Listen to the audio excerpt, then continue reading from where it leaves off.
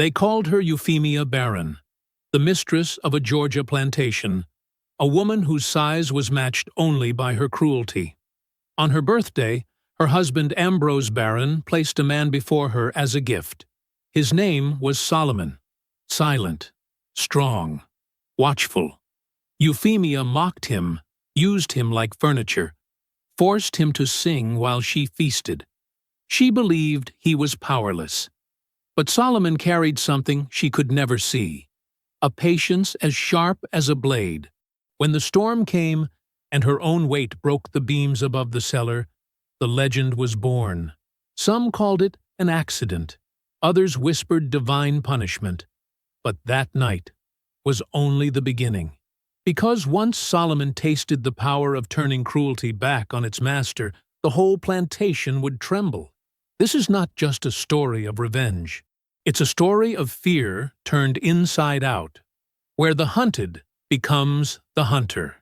Before we go any further, comment where in the world you are watching from, and make sure to subscribe, because tomorrow's story is one you don't want to miss. Morning light spilled across barren plantation, painting the white columns of the main house golden.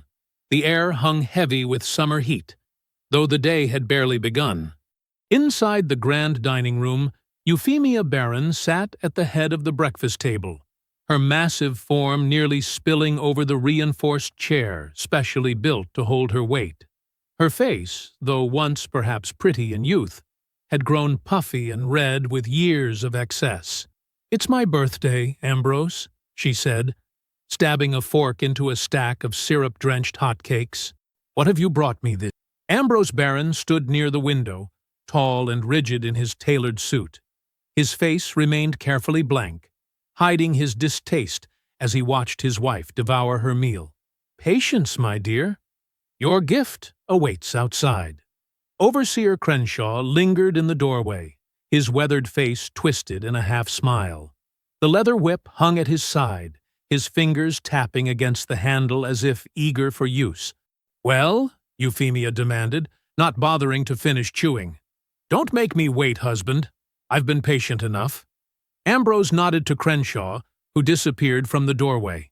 The overseer returned moments later, shoving a tall black man ahead of him.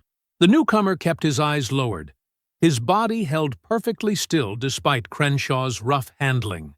"This is Solomon," Ambrose announced with a proud gesture, as if displaying a prized horse. "Strong as an ox, from the Wilson plantation. They say he's good with his hands and learns quick. I paid a pretty penny for him." Euphemia's small eyes widened with interest. She wiped her greasy chin with a napkin and leaned forward, studying Solomon like a curious, dangerous child, examining an insect. "Come closer," she commanded. Solomon took 3 measured steps forward, his face a careful mask. Only someone watching very closely might have noticed the slight tightening around his eyes, the almost imperceptible tension in his shoulders. He was tall and powerfully built, with broad shoulders and strong hands. His clothes were the rough cotton given to field hands, but they couldn't hide the dignity in his bearing. "Look at me," Euphemia ordered. Solomon raised his eyes slowly. They were dark and calm, revealing nothing. Euphemia laughed suddenly, a harsh sound without humor. "He's got a proud look to him, doesn't he? We'll fix that." She turned to her husband.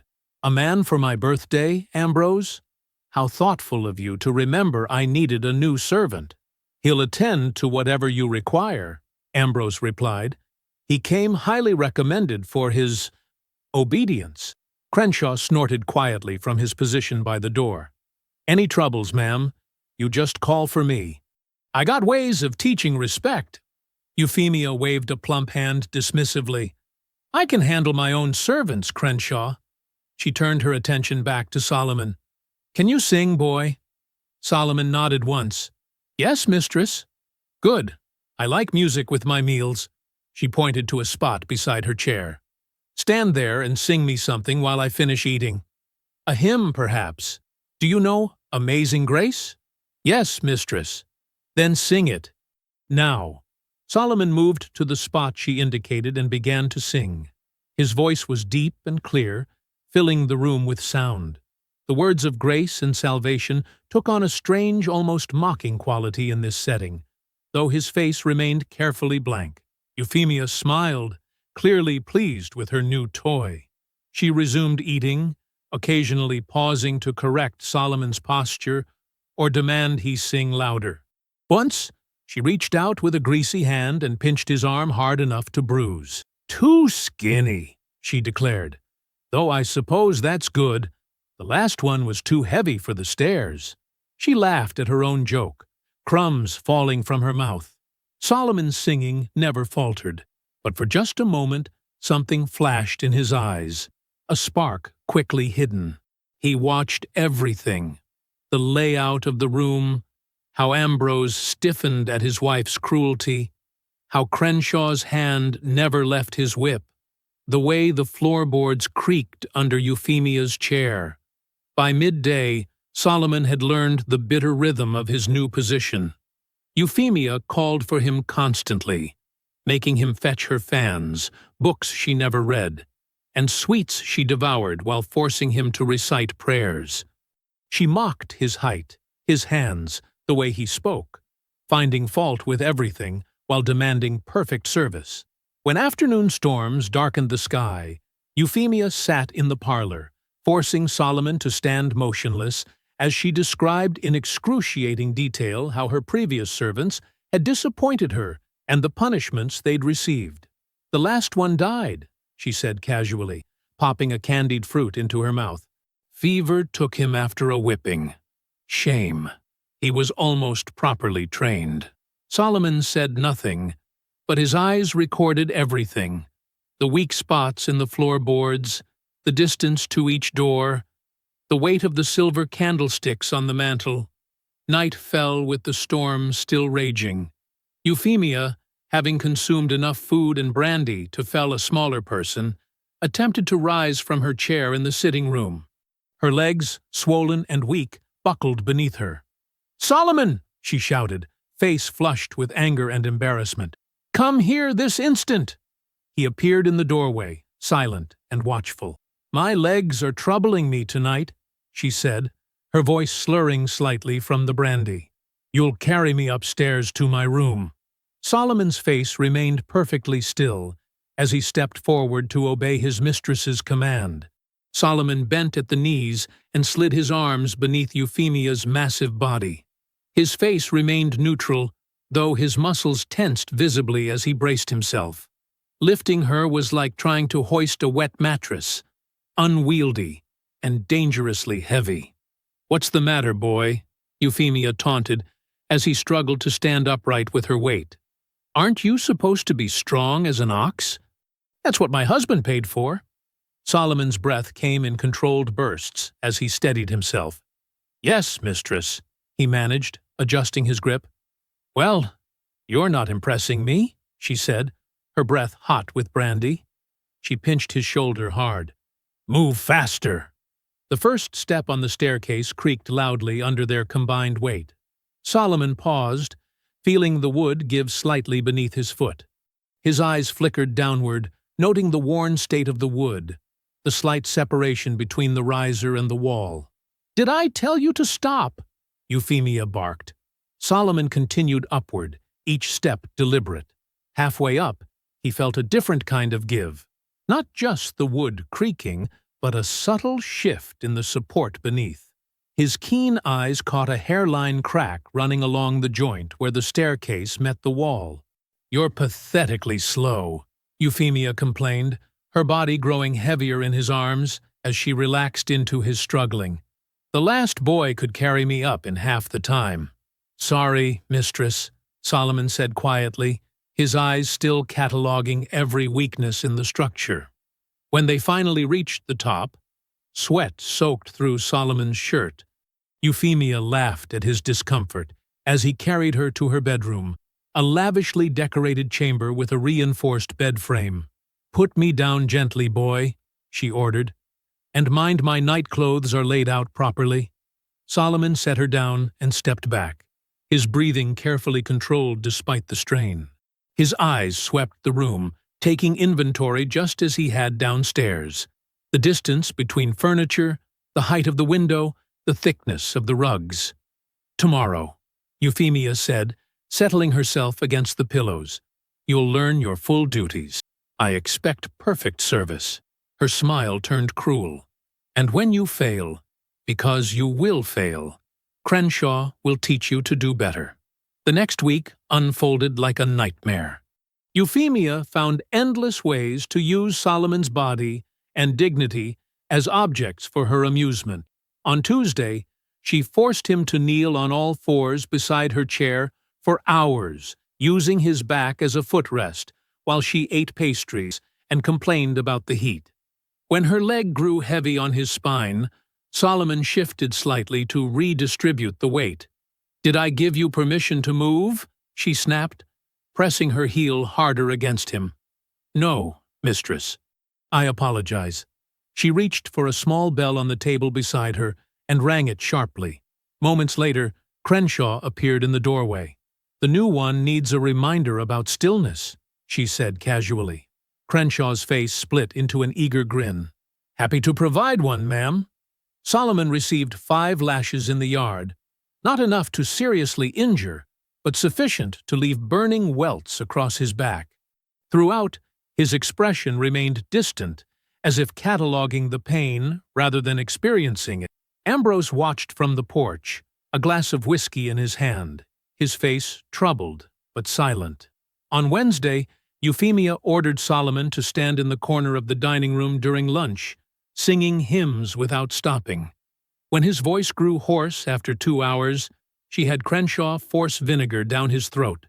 "To strengthen your voice," she explained with a smile, "I won't tolerate weakness in my servants." Thursday brought rain, which leaked through a corner of the dining room ceiling. Solomon noticed the dampness spreading along the wood, the slight sag in the beams above. While cleaning the puddle beneath, he pressed his fingers against the floorboards, feeling how they had softened from repeated water damp. Friday was worst of all. Euphemia had Solomon carry her from room to room as she inspected the house, criticizing the work of the other enslaved people while adding her complaints about Solomon's bony shoulder and clumsy gait. When they passed Ambrose in the hallway, he frowned. "Euphemia, perhaps you shouldn't—" "Shouldn't what?" she challenged, her voice sharpening. "Enjoy my birthday gift as I see fit?" Ambrose's frown deepened, but he stepped aside. "As you wish." That evening, Solomon was sent to clean the cellar, a dark, musty space beneath the kitchen where barrels of sugar, flour, and preserved goods were stored. The ceiling was low, forcing him to duck his head. Support beams ran at intervals, many showing signs of water damage and age. Solomon ran his hands along one particularly concerning beam, testing its give. The wood felt soft in places, eaten away by time and moisture. Above, he could hear the heavy footfalls as Euphemia moved through the kitchen, the floor creaking ominously under her weight. His exploration was interrupted by Crenshaw's harsh voice from the cellar stairs. "Boy, mistress wants you upstairs now." When Solomon returned to the main floor, he found Euphemia seated at the kitchen table, surrounded by empty plates. Outside, distant thunder rumbled. "Solomon," she said, his name sounding wrong in her mouth, "there's a storm coming, and I want my special sweets before it arrives."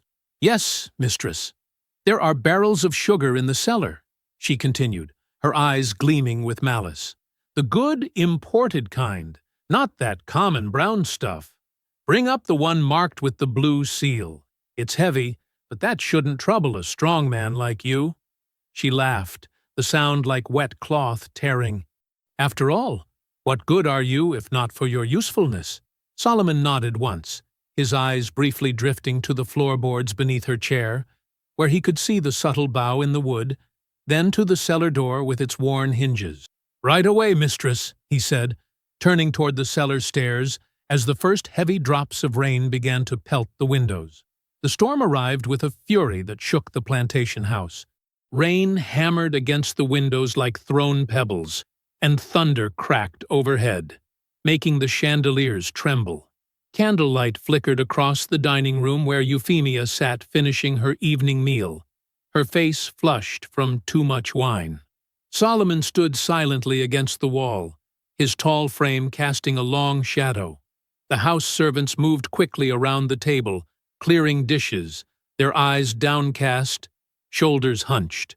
They worked with the quiet efficiency of people who wished to remain invisible. Euphemia dabbed at her mouth with a napkin, then pushed back her chair with effort. The wooden legs scraped against the floor.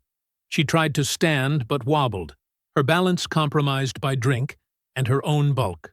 "Solomon!" she called, her voice carrying over the storm's noise. "Come here!" He stepped forward, his face carefully blank. "I find myself tired after such a meal," she announced. "You will carry me upstairs." The other servants exchanged quick glances before hurrying to finish their tasks. They had witnessed this ritual before and wanted no part of it. "Yes, mistress," Solomon said. Euphemia smirked at the house servants. "Watch closely. This is how you train the stubborn ones." She raised her voice. "Lift me properly this time. Yesterday you nearly dropped me." Solomon positioned himself beside her chair and bent at the knees. As he slid his arms beneath her, Euphemia suddenly grabbed his ear and twisted. "Don't you dare breathe your slave stink on me," she hissed. The servants kept their eyes down, but their hands trembled as they stacked plates. One young woman nearly dropped a glass. Solomon lifted Euphemia with careful deliberation. Her weight strained his muscles, making the barely healed welts on his back burn. He took one step, then another, moving toward the staircase. "Martha, look at how he struggles," Euphemia called to one of the older servants. "Pathetic, isn't it? My husband paid good money for what he claimed was prime stock." Martha nodded quickly, not looking up. "Yes, mistress." The first step creaked loudly under their combined weight. Solomon paused, feeling the wood shift beneath his foot. The storm intensified, a crack of lightning illuminating the hallway through the windows. "Faster!" Euphemia demanded, pinching his shoulder. "I want my bed before Christmas." Solomon continued upward, each step more labored than the last. Sweat beaded on his forehead despite the cool air. 3 steps up, then 4. The servants watched from below, fear and pity in their eyes. At the 5th step, Solomon faltered. His foot slipped slightly, and Euphemia's body shifted in his arms. "Clumsy fool!" she spat. Solomon regained his balance, but now Euphemia was squirming, making herself harder to hold. They reached the halfway point of the staircase when Solomon's foot caught on the edge of a step. This time, the stumble was calculated. Solomon bent forward as if trying to catch himself, causing Euphemia to tip backward. Her hands clutched at his shirt, tearing the fabric as her weight pulled her in the opposite direction. "What are you?" she began, but her words turned to a scream as she fell backward. Solomon straightened, watching with steady eyes as Euphemia tumbled down the few stairs they had climbed. Her massive body gained momentum, crashing against the cellar door at the bottom of the staircase. The wood, weakened by years of moisture and neglect, splintered under the impact. With a terrible cracking sound, the door gave way completely. Euphemia's scream echoed as she fell into the darkness below. The sound cut off with a sickening thud, followed by multiple crashes as barrels toppled from their shelves. "Mistress!" Martha cried, rushing forward with the other servants. Solomon descended the stairs slowly, his face unreadable. The servants crowded around the broken doorway, peering down into the dim cellar. Lightning flashed again, briefly illuminating the scene below. Euphemia lay sprawled on the dirt floor, barrels of sugar and flour scattered around and on top of her. One massive barrel pinned her chest, while another had burst open, covering her face and hair with white powder. Blood pooled beneath her head, nearly black in the poor light. "Help her!" Martha shouted, looking frantically at Solomon. Solomon approached the cellar entrance, but made no move to descend. Instead, he began to hum softly, the same hymn Euphemia had forced him to sing while she ate. The melody rose above the storm's noise, filling the suddenly quiet hallway. "She's still breathing," one servant whispered, pointing to the slight movement of Euphemia's chest. Euphemia's eyes fluttered open, clouded with pain and confusion. She tried to speak, but only a gurgling sound emerged. Her gaze found Solomon standing above, still humming her hymn. For a moment, their eyes locked, hers filled with dawning horror, his with quiet observation. Then Solomon turned and walked away, his humming fading as he moved down the hallway.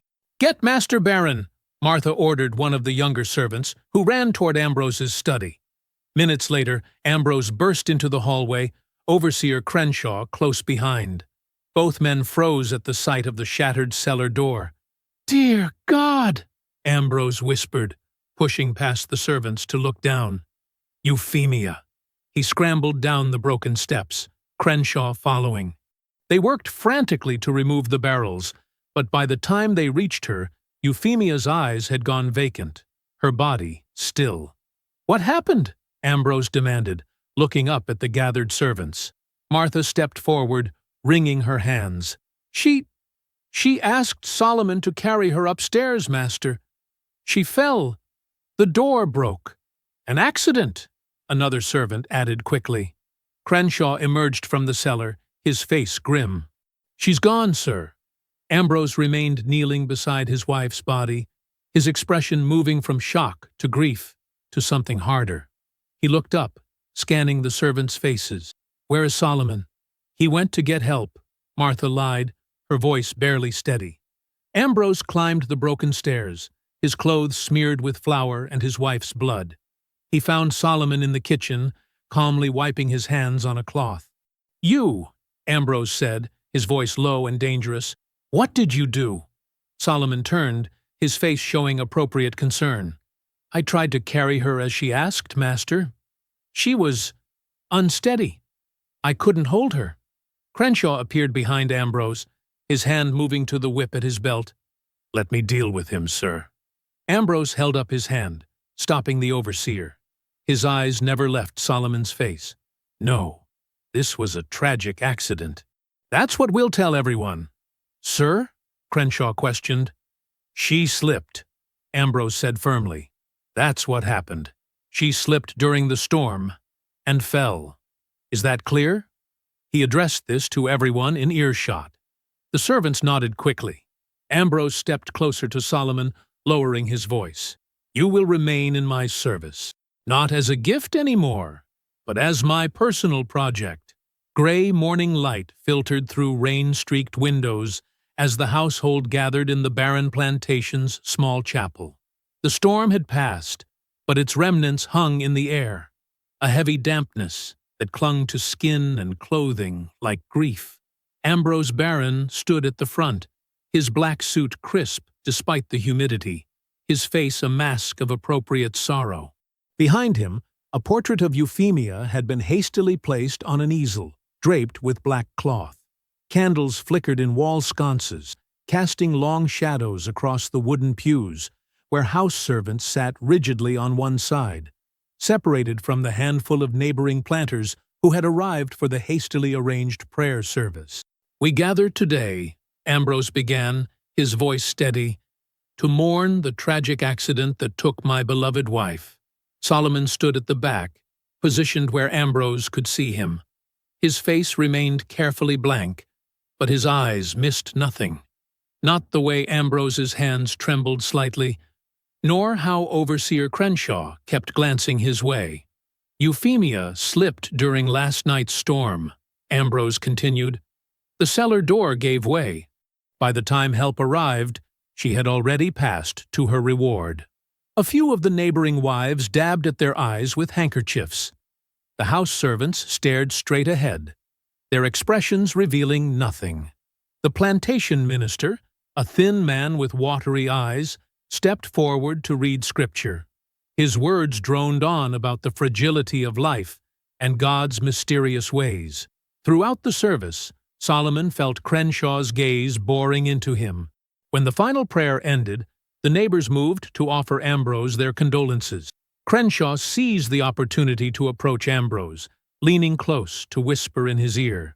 "That one had something to do with it," Crenshaw murmured, nodding toward Solomon.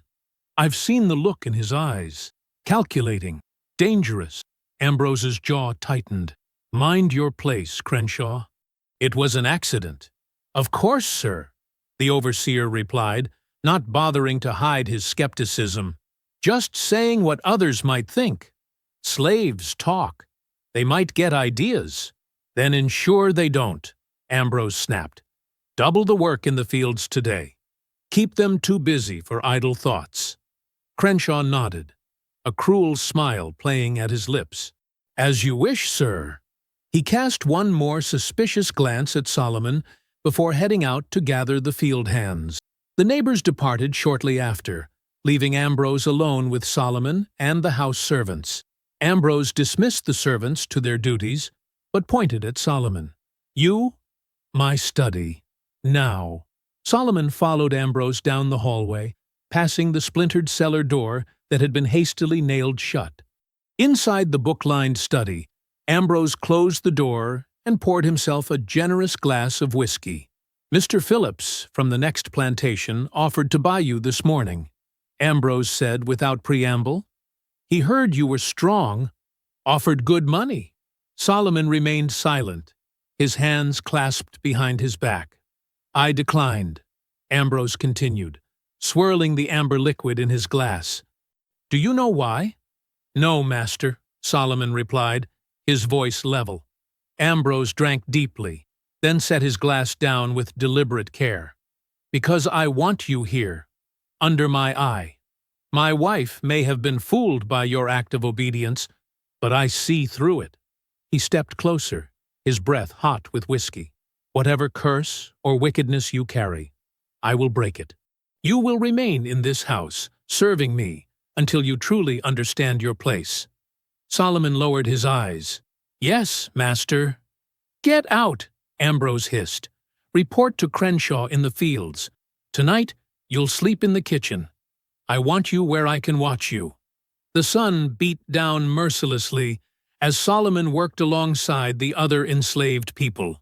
Crenshaw had indeed doubled their workload, extending the day's labor well into the evening.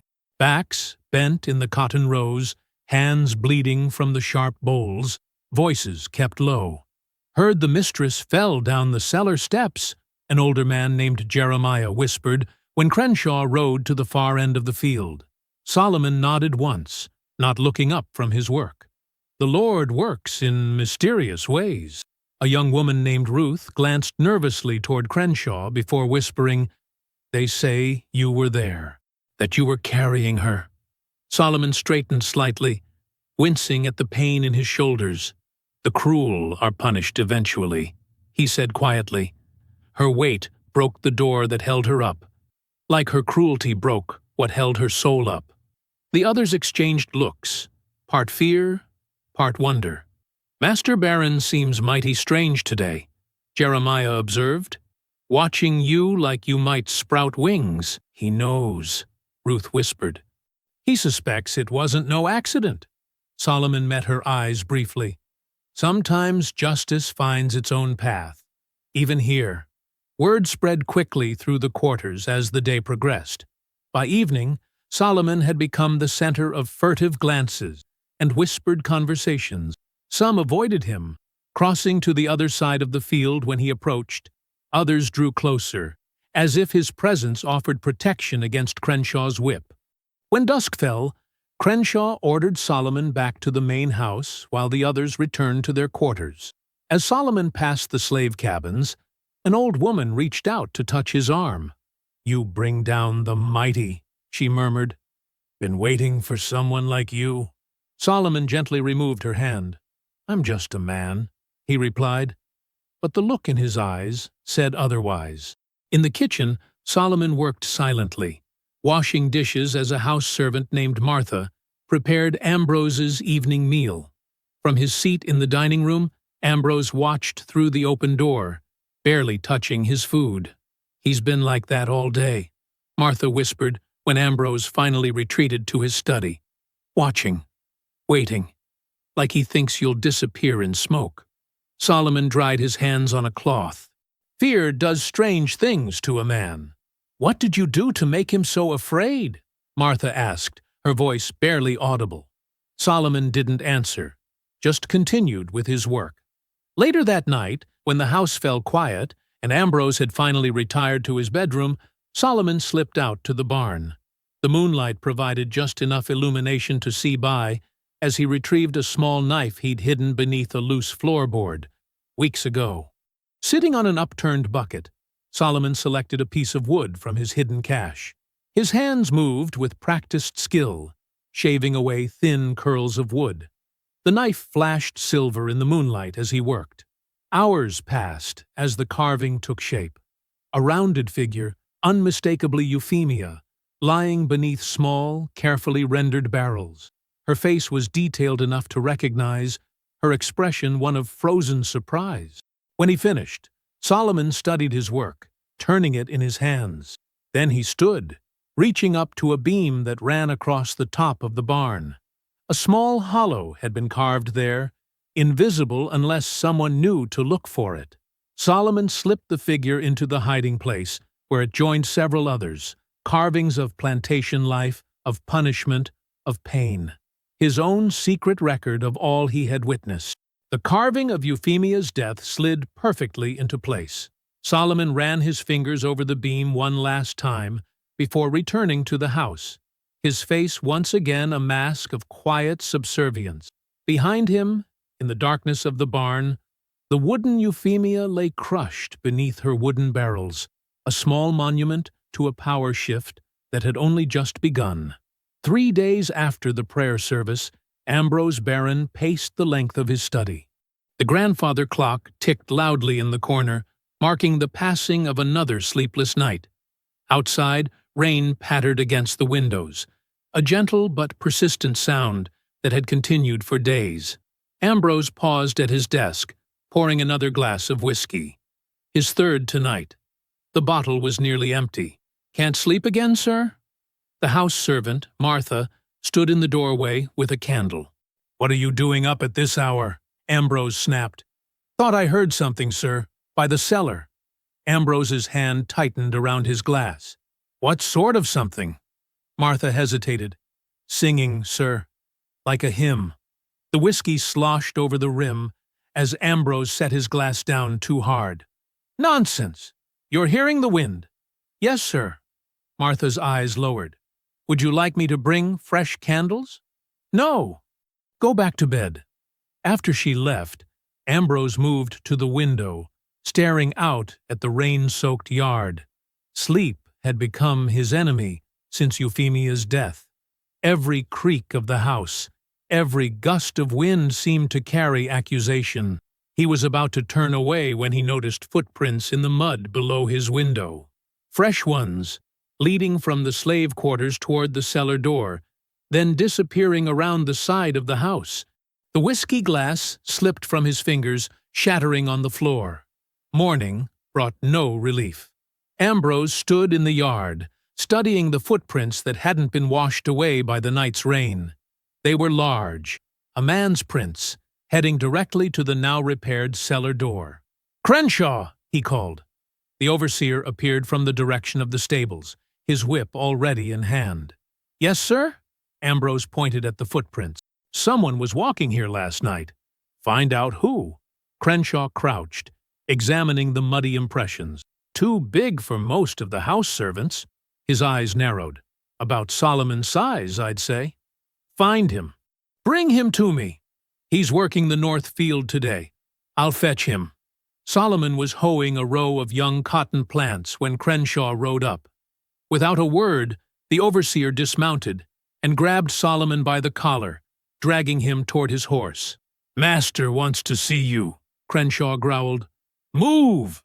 The other field hands watched silently as Solomon was marched away. As soon as Crenshaw was out of sight, whispers erupted. "He's done for now," a young man muttered. Ruth shook her head. "No, Master won't touch him. Solomon's got protection. What protection? Ruth glanced toward the main house. The same that brought down the mistress. You'll see. Ambrose was waiting on the porch when Crenshaw arrived with Solomon. The rain had stopped, leaving the air heavy with humidity. Show him the footprints, Ambrose ordered. Crenshaw shoved Solomon toward the muddy ground near the cellar door. These yours? Solomon studied the footprints silently. Answer him! Crenshaw raised his whip. No, master, Solomon said quietly. I was in the kitchen last night. Martha can tell you. I slept there as you ordered. Ambrose's face flushed. Martha said she heard singing by the cellar. Was that you too? No, master. I don't sing anymore. Something in Solomon's tone made Ambrose step back. The quiet certainty in his voice carried an unsettling weight. Get back to the fields, Ambrose finally said. Crenshaw, double the guard tonight. Anyone caught outside their quarters gets 10 lashes. As Solomon turned to leave, Ambrose called after him. And, Solomon, I'll be watching you personally. Solomon nodded once, his face unreadable. That night, Crenshaw made good on Ambrose's orders. The lash fell heavily across Jeremiah's back when he was caught returning late from the outhouse. Ruth received 5 strokes for whispering after dark. 3 others were punished for minor infractions. But the next morning, more footprints appeared, this time circling the entire house, pausing longest outside Ambrose's bedroom window. And the hymns continued. Not every night, but often enough that the house servants began to whisper that Euphemia's spirit walked the grounds, seeking vengeance for her accident. I heard it clear as day, the cook told Martha as they prepared breakfast. Same hymn she made poor Solomon sing while she ate. Amazing grace, but slow-like, mournful.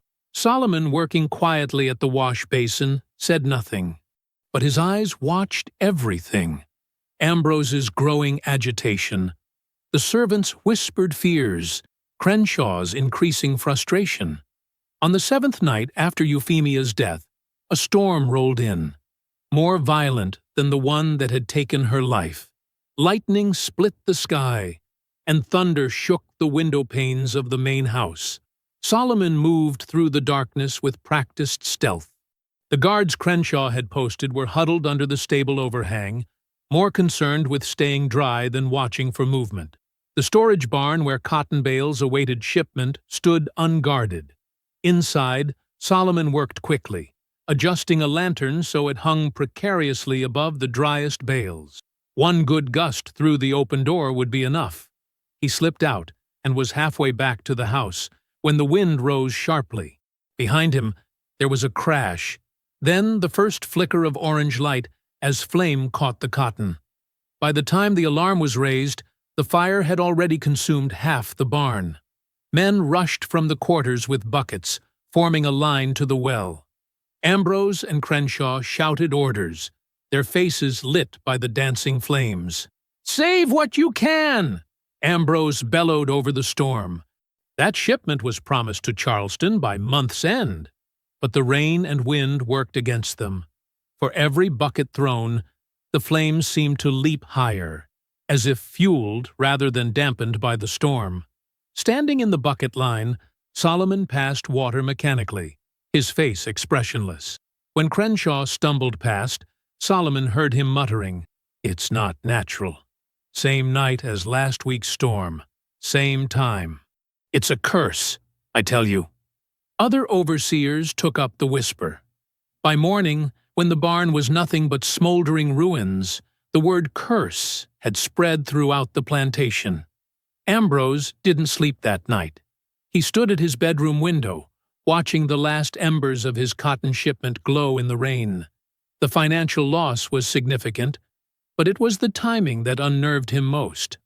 1 week exactly since Euphemia's death, during another storm, with hymns echoing in the night. Dawn broke gray and cheerless. Ambrose dressed without assistance, his movements stiff with exhaustion and rage. He strode across the muddy yard toward the slave quarters, ignoring the startled looks from the field hands preparing for the day's work. He kicked open the door to the men's cabin. Inside, 8 men scrambled to their feet, eyes lowered respectfully. All except Solomon, who knelt beside his pallet, head bowed as if in prayer. "Everyone out," Ambrose ordered. "Except him." The others filed out quickly, casting nervous glances at Solomon. When the door closed, Ambrose stood silent for a long moment, watching the kneeling man. "Look at me," he finally said. Solomon raised his head slowly. His eyes, when they met Ambrose's, held no fear, only a steady, measuring gaze that seemed to see through the plantation master. Ambrose opened his mouth to accuse, to threaten, to assert his authority, but the words died in his throat. There was something in Solomon's eyes, not defiance exactly, but a certainty that shook Ambrose to his core. "What are you?" Ambrose whispered. Solomon remained silent, kneeling in the dirt, his gaze unwavering. Ambrose backed toward the door, his hand finding the rough wood behind him. Without another word, he turned and fled, the early morning light catching the sweat that had broken out across his forehead. Behind him, still kneeling in the silent cabin, Solomon's lips curved into the faintest smile. Crenshaw limped across the barnyard, his face twisted in concentration. 3 nights of footprints and ghostly hymns had worn his patience thin. Worse still was Ambrose's growing madness.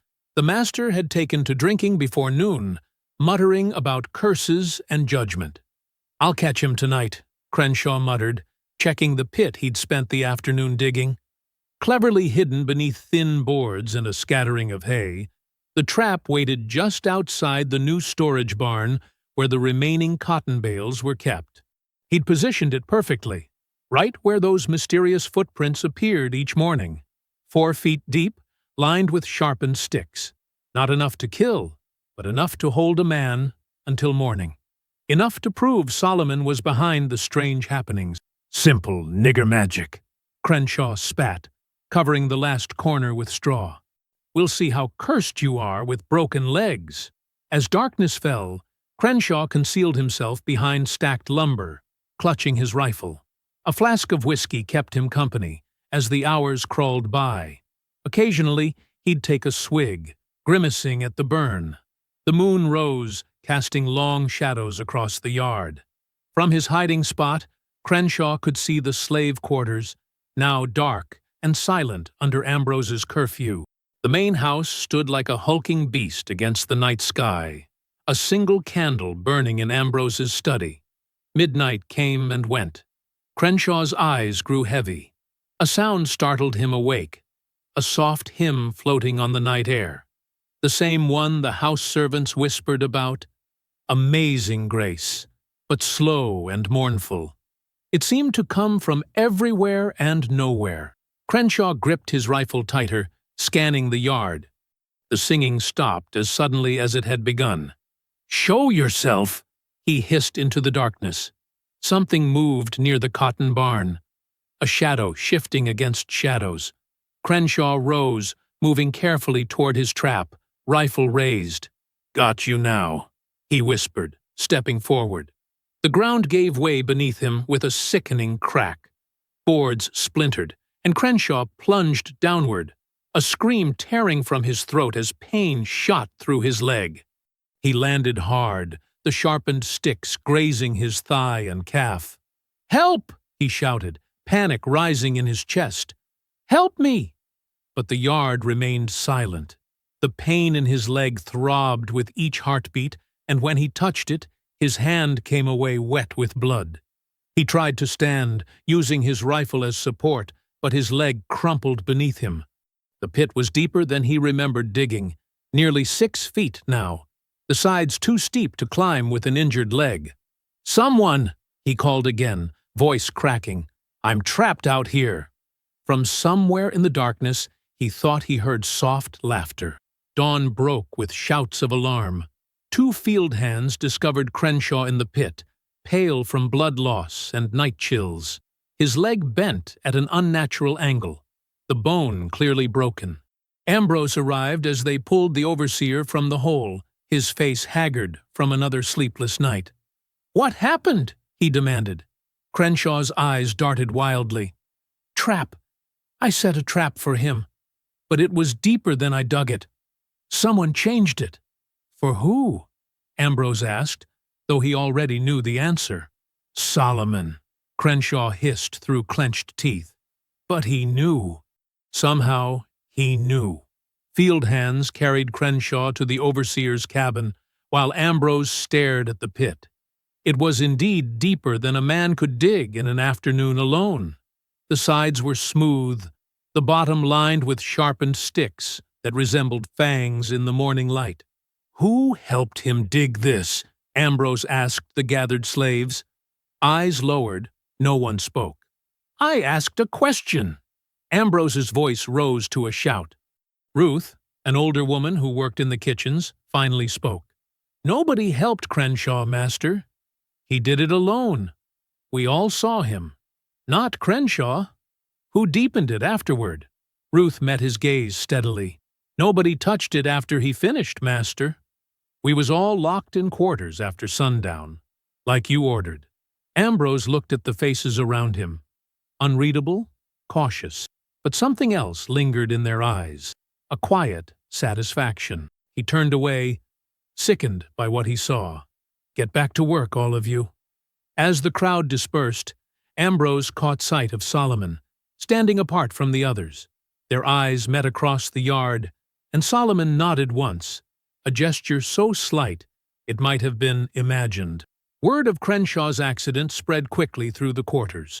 That evening, as the enslaved gathered for their meager supper, the mood was lighter than it had been in weeks. Did you see his face when they pulled him out? Jeremiah whispered, a rare smile crossing his features. White as cotton, scared as a rabbit. Hush, Ruth warned, though her eyes danced. Walls have ears.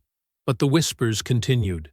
In the men's cabin, huddled around a small fire, the talk turned to Solomon. They say Mistress Euphemia's ghost pushed Crenshaw into that pit. A young man named Isaac said, But I think it was Solomon's doing. Solomon was in the kitchen all night, another countered. Martha said he never left. Doesn't need to leave, Ruth said from the doorway, where she'd come to bring a salve for Jeremiah's healing lash wounds. Solomon's got protection. Spirit protection. The men fell silent as Solomon himself entered the cabin. He moved to his pallet without speaking, but the others watched him with new eyes, fearful, respectful, wondering. Later, when most had fallen asleep, Isaac crawled to Solomon's side. How'd you do it? He whispered. The pit, the footprints, the singing. Solomon studied the younger man. Some things don't need doing, he said quietly. They do themselves, when justice is due. Isaac's eyes widened. Then it's true? There's a curse. There's always been a curse on this place, Solomon replied. Just not the one they fear. In the main house, Ambrose poured his third glass of whiskey. The plantation doctor had set Crenshaw's leg, but the overseer would be bedridden for weeks, meaning Ambrose would need to manage the fields himself, or bring in another overseer, neither option appealing with the growing tension among the enslaved. It's getting worse, he muttered to himself, staring into the amber liquid.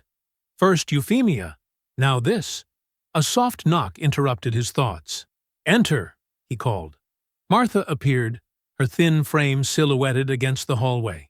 Will you be wanting dinner, Master? No, Ambrose waved her away. Just leave the bottle. Yes, sir. She hesitated. Sir, the men are saying... I don't care what they're saying. Ambrose slammed his glass down. Get out! Martha fled, leaving Ambrose alone with his whiskey and fears. Outside, the first stars appeared in the darkening sky. Solomon slipped away from the quarters, moving silently through the shadows. The barn where he'd hidden his first carving beckoned. Inside, he found the loose beam easily, extracting a small knife he'd concealed there. Working by touch more than sight, Solomon began to carve, wood shavings falling like snow around his feet. His fingers shaped a man's figure, tall, thin, clutching a jug to his chest.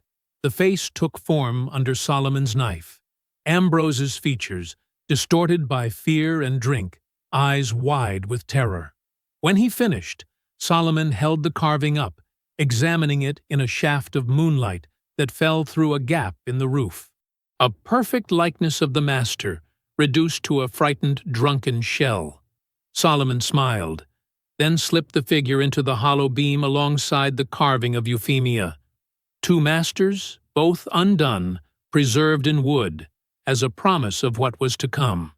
He replaced the beam covering and stepped back into the night, leaving no trace of his presence except for deliberate footprints leading directly to Ambrose's window. The morning after Crenshaw's accident, Ambrose rose before dawn.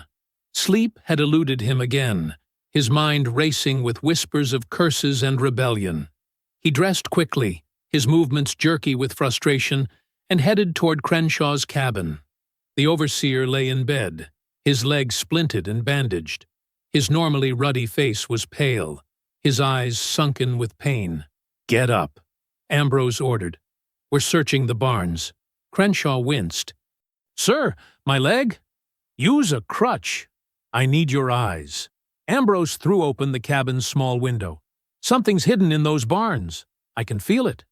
Half an hour later, Crenshaw hobbled beside Ambrose, sweat beading on his forehead despite the morning chill. A rough wooden crutch supported his weight, each step drawing a hiss of pain through clenched teeth. "What exactly are we looking for, sir?" Crenshaw asked as they approached the first barn. "Proof," Ambrose replied. "Proof that Solomon is behind all this."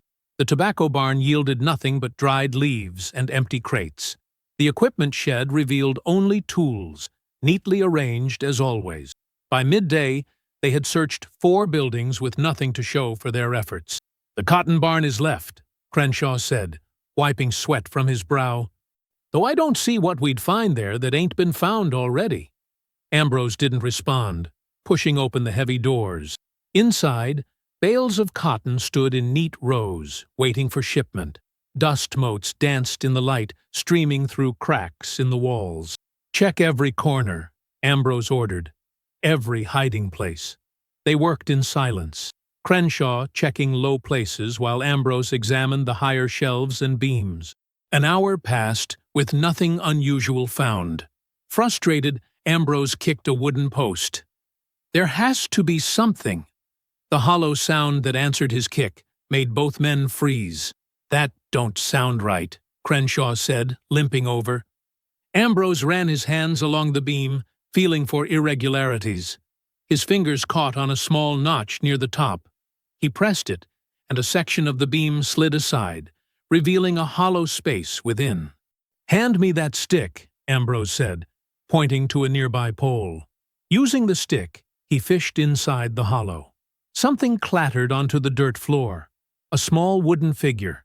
Ambrose bent to retrieve it, his breath catching in his throat. The carving was crude, but unmistakable. A fat woman trapped beneath barrels, her face frozen in a scream. "Euphemia! What in God's name?" Crenshaw whispered, peering over Ambrose's shoulder. Ambrose probed the hollow again. A second carving fell out, this one depicting a thin man clutching a jug, his features twisted in fear. The likeness to Ambrose himself was undeniable. "Witchcraft!" Crenshaw hissed, crossing himself. "Devil's work!" Ambrose's hands shook as he held the carvings. "This is no curse," he said, his voice deadly calm. "This is mockery. This is confession." He turned to Crenshaw, his eyes blazing. "Get everyone to the yard, everyone, and find me a whip." Solomon was tending the kitchen garden when the bell began to ring, the gathering bell, used only for plantation-wide announcements. His hands stilled in the soil, a cold dread settling in his stomach.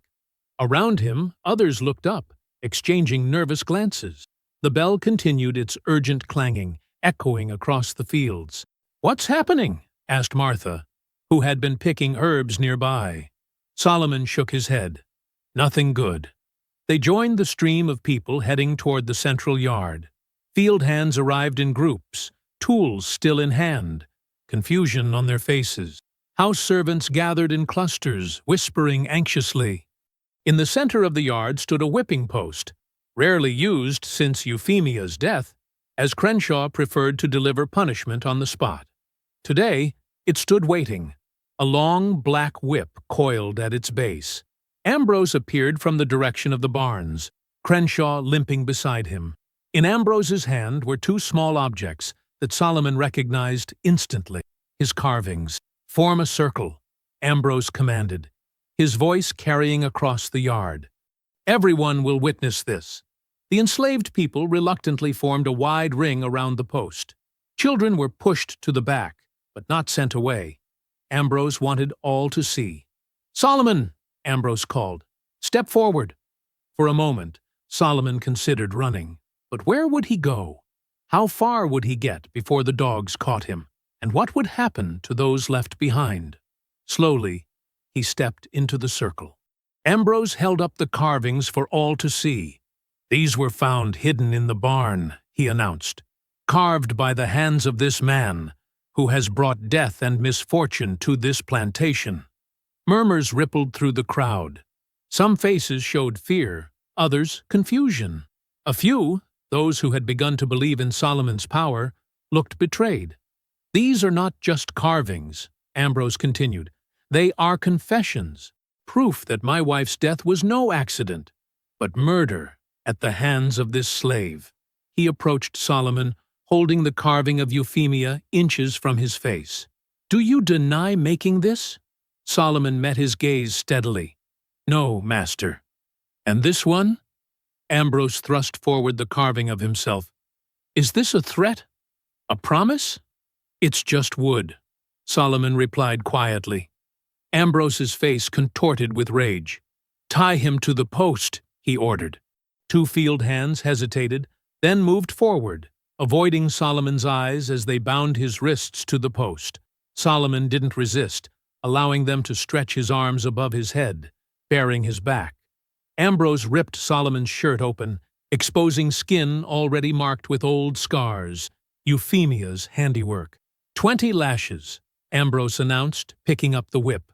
Then, looking at his injured overseer, he added, "Crenshaw, you'll do the honors." A smile spread across Crenshaw's pain-lined face. He set aside his crutch and took the whip, testing its weight in his hand. "Count them," Ambrose instructed the assembled crowd. "Count them all." The first lash tore across Solomon's back with a crack that made several onlookers flinch. Solomon's body tensed, but he made no sound. "One," the crowd murmured reluctantly. Crenshaw drew back his arm again, putting his whole weight into the second strike despite his injured leg. Blood welled from the fresh wound. 2. By the fifth lash, Solomon's back was a mess of crisscrossing welts and open cuts. Still, he remained silent, his forehead pressed against the wooden post. By the 10th, his knees had buckled, his weight supported only by his bound wrists. Blood ran freely down his back, soaking into his tattered trousers. 11, the crowd counted, voices growing quieter. Crenshaw paused, breathing heavily from exertion and pain. Sweat poured down his face as he balanced on his good leg. "Continue," Ambrose ordered coldly. The whip rose and fell again, and again. Solomon's consciousness wavered, the world dimming around the edges. Yet still he made no sound, denying Ambrose the satisfaction of his screams. 20, came the final count, barely a whisper now. Solomon hung limp against the post, his back a ruined landscape of flesh. Ambrose stepped forward, grasping Solomon's hair to lift his face. "Let this be a lesson," he announced to the silent crowd. "There are no curses here, no magic, only the law of this plantation." He dropped Solomon's head and turned to the gathering. "Back to work, all of you." Slowly, the crowd dispersed, heads bowed, hope extinguished. The whispers of rebellion, of justice, seemed foolish now in the face of such brutal reality. Night fell on the barren plantation, bringing no relief from the day's heat. In the men's cabin, Solomon lay face down on his pallet, every breath sending waves of agony through his torn back. Ruth had cleaned his wounds as best she could, applying a poultice of herbs and wrapping his torso in strips of clean cloth. But infection was a near certainty, and death a possibility. The cabin was silent, save for the sound of breathing. No one spoke of what had happened. No one dared mention the carvings or the whipping. Fear had returned, heavier than before. Solomon drifted in and out of consciousness, fever beginning to cloud his thoughts. In lucid moments, he felt the full weight of his failure. His carefully laid plans, the slow building of fear and superstition, all undone by his own prideful mistake.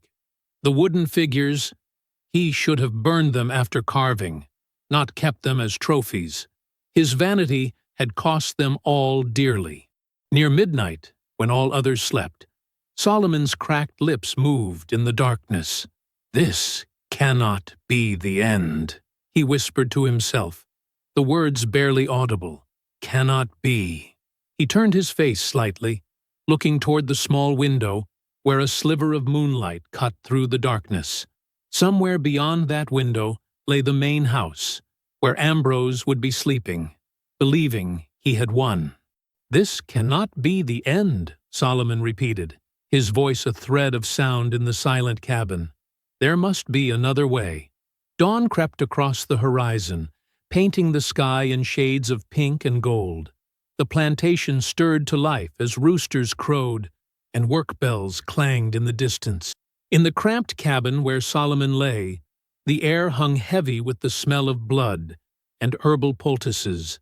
Solomon's eyes fluttered open, his throat parched beyond bearing. The fever that had gripped him through the night had broken sometime before dawn, leaving him weak but lucid. Each breath sent shards of pain across his lacerated back. The crude bandages Ruth had applied were stiff with dried blood. The cabin door creaked open, allowing a shaft of early morning light to slice through the dimness.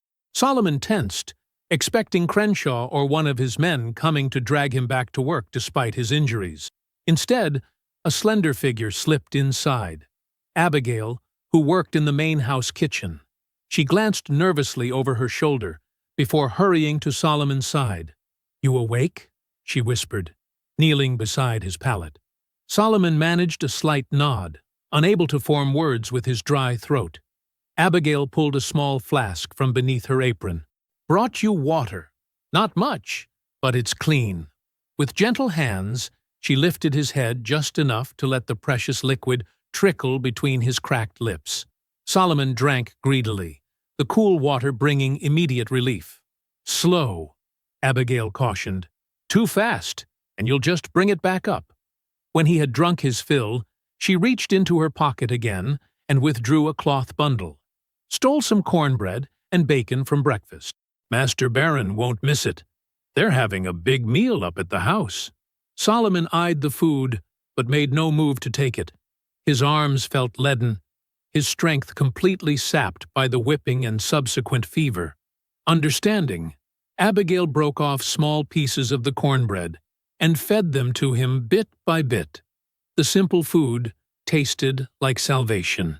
"Why risk this?" Solomon finally managed to ask, his voice a raspy whisper. Abigail's eyes darted to the door before answering. "Because you gave us something we ain't had in a long time." "Hope." She paused, her voice dropping even lower. "Even if it's gone now." Solomon closed his eyes, shame washing over him. "I failed." "You tried," she countered. "That's more than most dare."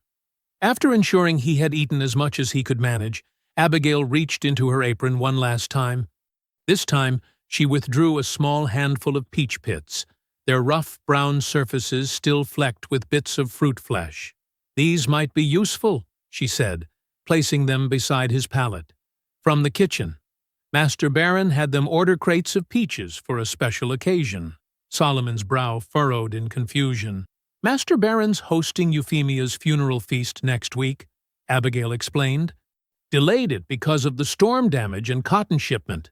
Now he's inviting all the county gentry to come pay respects." A cold clarity began to penetrate Solomon's pain-fogged mind.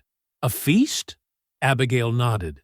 "He was strutting around the house this morning like a rooster, saying how he's restored order after your whipping.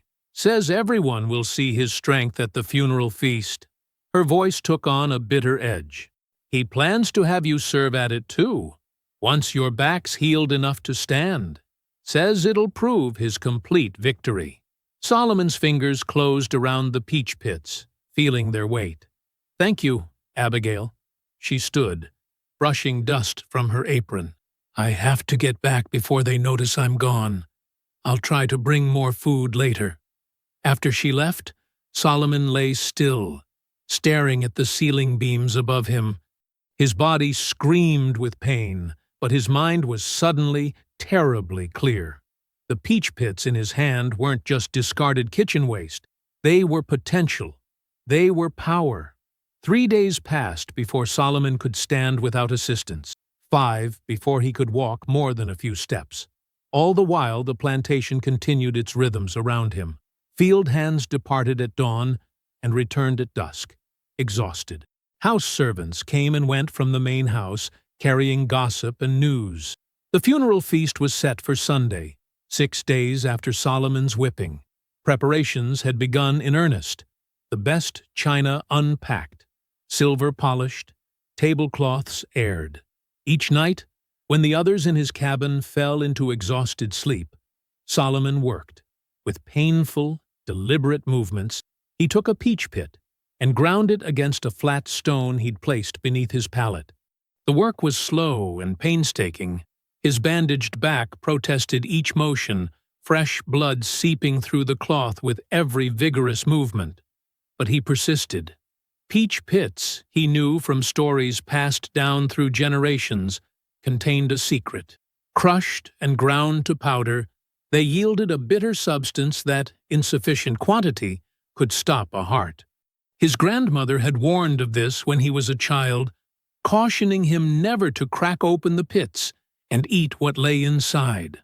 Now, that childhood warning became his salvation. By the 4th night, Solomon had ground 3 pits to a fine powder, carefully collecting every speck in a scrap of cloth. It wasn't much, barely enough to fill the hollow of a spoon, but it would have to do. On the 5th day, Crenshaw came to the cabin to assess Solomon's recovery. "You'll serve at the funeral feast," he announced, prodding Solomon's back roughly with a stick. "Master Baron wants you there, visible. Wants everyone to see you've been put in your place."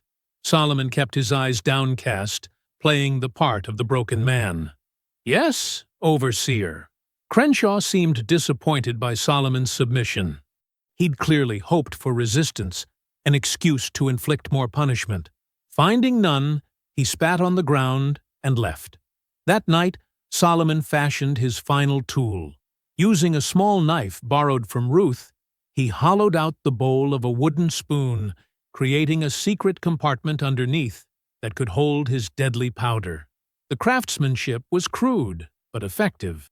When the spoon was turned upright, nothing seemed amiss. Only when turned over did the hidden hollow reveal itself. By lamplight, he carefully transferred the ground peach pit powder into the hollow, then sealed it with a thin slice of wood and pine sap. To the casual observer, it looked like any other serving spoon, perhaps a bit thicker in the handle than most. The night before the funeral feast, Solomon lay awake long after the others had fallen asleep.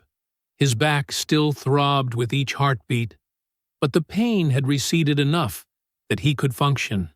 Tomorrow, he would don the clean shirt Abigail had brought him. Tomorrow, he would stand straight despite the agony. Tomorrow, he would serve Ambrose Barron his last meal. In the quiet darkness, Solomon clutched the spoon tightly in his hand, feeling the weight of it, the weight of what it contained. "Soon," he whispered, his voice barely audible in the silent cabin. "Soon you'll drink your last toast, Master Baron."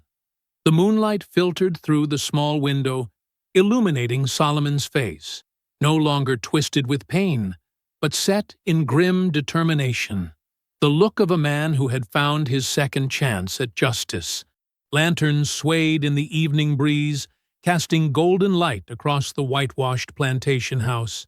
The wide veranda, normally silent after sunset, bustled with activity as carriages arrived one after another, depositing Georgia's finest families in their funeral blacks and grays. Ladies in silk dresses with modest black ribbons climbed the steps, followed by gentlemen in tailored suits carrying silver-tipped canes. Solomon stood by the dining room entrance, dressed in a clean white shirt that rubbed painfully against his healing wounds. His face betrayed nothing as he watched the guests arrive, laughing and exchanging pleasantries as though attending a ball rather than a funeral feast. "Such a tragedy about poor Euphemia," said a plump woman as she handed her shawl to a house servant. "Though I hear she's lost considerable weight for the burial." Her companion tittered behind a black lace fan. "Elizabeth! How shocking!" Solomon's fingers tightened around the serving tray he held. The hollowed spoon rested among the silver cutlery, indistinguishable from the rest. Inside the dining room, candles blazed in silver holders along a table long enough to seat 20. Fine china gleamed, crystal glasses sparkled, and floral arrangements concealed the lingering smell of Euphemia's perfume that still haunted the house. Ambrose Barron stood at the head of the table, accepting condolences with practiced grace. He wore an expensive black suit with a silver watch chain across his vest.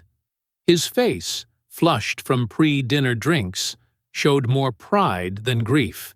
"Solomon," he called, noticing the tall figure in the doorway. "Don't stand there like a statue.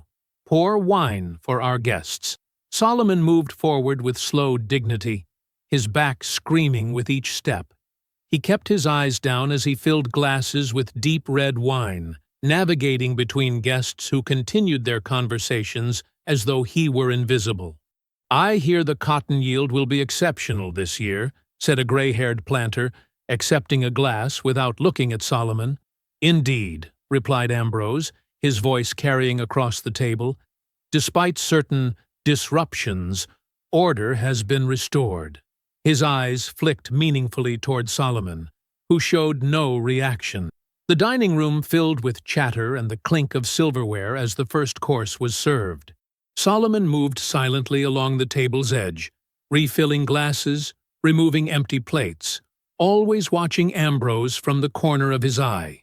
Halfway through the meal, Ambrose's glass emptied for the third time. He was becoming louder, more boastful with each refill. "The key to managing one's property," he announced to the table, "is firm discipline, uncompromising authority." Solomon approached with the wine bottle. This was the moment. With practiced ease, he lifted Ambrose's crystal goblet, turning slightly away from the table as he did so. In that brief moment, shielded by his body, Solomon flipped the special spoon and pressed the hidden catch. The fine powder, pale as flour but deadly as nightshade, fell into the wine. Solomon stirred it once with the spoon's handle, watching it dissolve instantly in the dark liquid. "More wine, Master Baron," he said quietly, setting the goblet down. Ambrose barely acknowledged him, continuing his speech about property management to a captive audience. Solomon stepped back, his heart pounding beneath his calm exterior. Minutes passed, like hours. Solomon continued serving, his movements mechanical, while his eyes remained fixed on Ambrose's goblet. The plantation master drank deeply once, twice, emptying half the glass without pause. "And so," Ambrose said, his voice growing even louder, "I propose a toast." He stood, swaying slightly, and raised his poisoned glass. "To order restored and lessons learned." The guests raised their glasses. "To order restored," they echoed. Ambrose drained his glass in one long swallow, then smiled triumphantly at his guests. He opened his mouth to speak again, but stopped abruptly. A strange expression crossed his face. Confusion, then alarm. His hand flew to his throat. The empty goblet fell from his fingers, shattering on the hardwood floor. "Ambrose?" asked the gray-haired planter. Are you unwell? Ambrose's face contorted. His lips, stained with wine, began turning an unnatural shade of blue. He gasped for air, clutching at his collar as though it were strangling him. "Help!" he wheezed, but the word was barely audible. His eyes, bulging with panic, locked onto Solomon's impassive face. In that moment of recognition, Solomon allowed himself a single, slight nod. Ambrose stumbled, knocking over his chair. He fell to his knees, still clawing at his throat, his face now a mottled purple. The dining room erupted into chaos. Women screamed. Men shouted for a doctor. Servants froze in horror. "He's been poisoned!" cried someone. "Witchcraft!" shrieked another. Solomon backed toward the door as guests swarmed around Ambrose, who had collapsed fully now, his body convulsing on the expensive carpet. No one noticed the tall servant slipping away. Outside, the commotion had spread like wildfire. House servants gathered in frightened clusters. Field hands emerged from their cabins, drawn by the screams echoing from the big house. "Master Baron's dying!" The news rippled through the quarter. Solomon moved swiftly despite his injuries, heading not toward his cabin but toward the edge of the property. Others began to follow his example, sensing opportunity in the chaos. A young field hand ran past Solomon, heading for the forest beyond the cotton fields. An older woman clutched her few possessions wrapped in a blanket. Children were hustled along by parents, suddenly seized with desperate courage. "Now!" someone shouted, "while they're busy with the master!" In the distance, a flicker of orange light caught Solomon's eye. Flames licked up the side of a cotton storage shed, growing rapidly in the dry night air.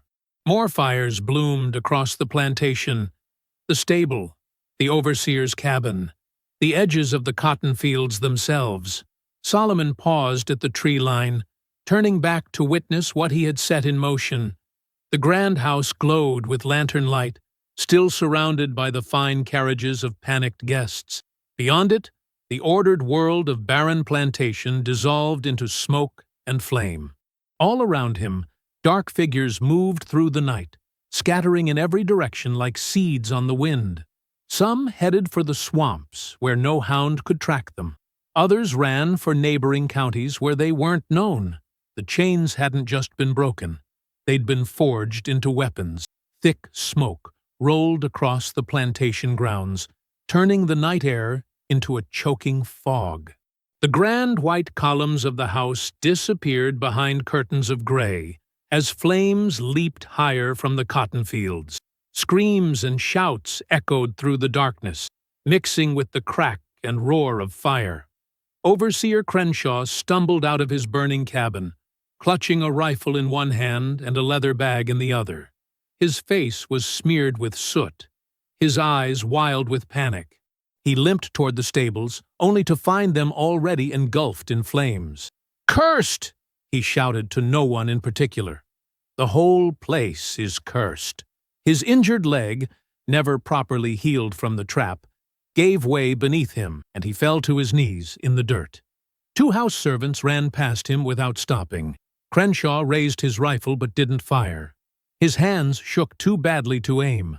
"It's that devil Solomon," he muttered, climbing back to his feet. "Brought his dark magic down on us all." Crenshaw spat on the ground and limped toward the road, abandoning the plantation as easily as he'd once abandoned his conscience. Near the main house, elegantly dressed guests fled in terror. Women hiked up expensive skirts to run through mud. Men forgot their dignified postures as they scrambled into carriages. Horses reared and neighed, frightened by the smell of smoke and the flash of flames. "Witchcraft!" cried the plump woman who had joked about Euphemia's weight. "First the mistress, now the master." "It's judgment," wheezed a thin man in clerical black. "Divine judgment on this place."